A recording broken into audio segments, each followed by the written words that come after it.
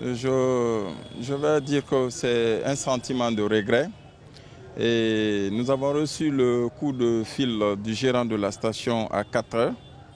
Et 4 heures, on s'est rendu sur le site sur les instructions de notre hiérarchie, le directeur général de la SONAP, également le directeur du secteur aval. On a reçu des instructions à leur niveau pour nous rendre sur le site et nous acquérir des informations et de comprendre ce qui s'est passé. Arrivé sur le site, on a pris contact avec le gérant et quelques acteurs concernés. À 5 heures déjà, on était là. On a échangé également avec le gérant. On a eu quelques informations à son niveau. Mais d'abord, je me permets de remercier les forces de sécurité et de défense. Je vais parler des sapeurs-pompiers, également la police, la gendarmerie qui ont joué un grand rôle pour la maîtrise du feu. Après notre échange avec le gérant, on a compris que le feu est parti de ces bouteilles de gaz et les motos, les engins. Vous voyez combien de fois il y a eu de dégâts matériels, une vingtaine de motos complètement finies dans le feu et 4 véhicules complètement finis également. Et heureusement, il n'y a pas eu de perte en vies humaines. Nous remercions la grâce.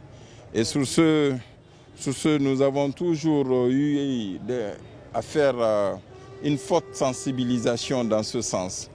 Monsieur le directeur général de la SONAP, lui en sa personne, également le directeur technique, font des visites du terrain. Mais le constat se relève qu'il y a beaucoup de stations aujourd'hui encombrées. Les stations sont devenues des parkings d'automobiles. Les stations sont devenues des lieux, un marché, c'est-à-dire c'est devenu les lieux de vente pour les marchands de filperie, pour les marchands de fruits et légumes. Et c'est une situation qui nous préoccupe. En tant que SONAP, l'institution régulatrice du secteur pétrolier dans ce pays, ça nous préoccupe du jour au lendemain. Nous avons mené des sensibilisations dans ce cadre. Nous avons invité les acteurs concernés, dialoguer avec eux, ensemble prendre les dispositions pour dégager ces sites. C'est des sites très sensibles. Il n'y a pas zéro risque en station. C'est-à-dire, à tout moment, le feu ils peuvent avoir le départ du feu. D'abord, il y a énormément de risques sur l'aspect de la gestion du cash, c'est-à-dire les flux d'argent. Il y a énormément de risques sur l'aspect de la vente du produit et beaucoup d'autres.